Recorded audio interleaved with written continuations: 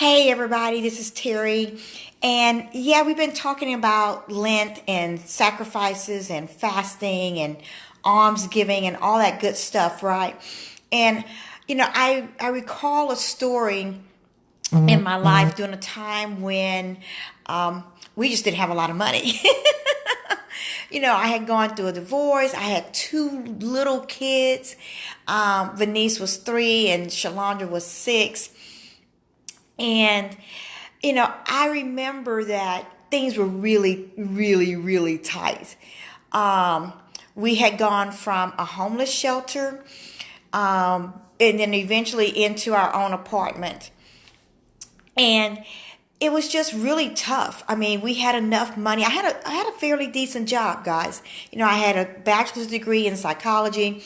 I was working for Dr. Pollack at the time, and I was working with head injury clients.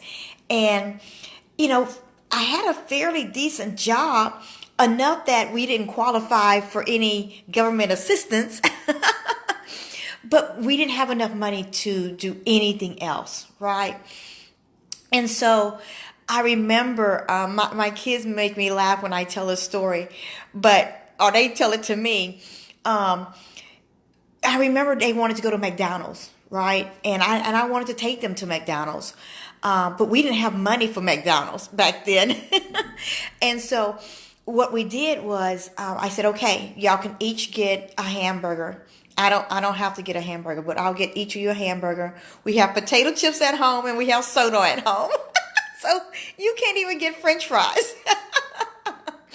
But, I did that because that was a treat for them back then. It was a little joy for them. And even if they just had a McDonald's hamburger, they were happy. And I didn't need to get anything else, right? I just ate whatever was at the house.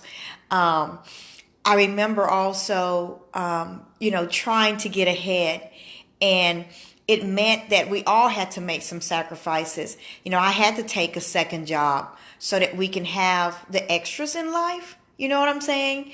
Like when Christmas came around, I remember I really wanted to take my kids on some type of vacation. So we picked Destin, Florida. And so I worked a second job. Believe it or not, I was able to manage all of that and not have it greatly interfere with us. I was able to work for another doctor and just do some psychological testing. And she paid me pretty well for that. And it only took like maybe an hour of my time away from my kids. The rest of it I could do at home, the reports and things like that. And guys, that was a tremendous help. It meant me coming home, feeding the kids, spending quality time with them, and then me staying up really late so that I could get things done. And then getting up early the next morning and doing it all over again. And that wasn't a sacrifice to me. It's what a mom does, right? It's what a parent does for their children. We do so many things, and I'm sure you have your own stories of things that you've done for your children that was really hard on you, but it didn't feel like a sacrifice, right? It was just a matter of what you do.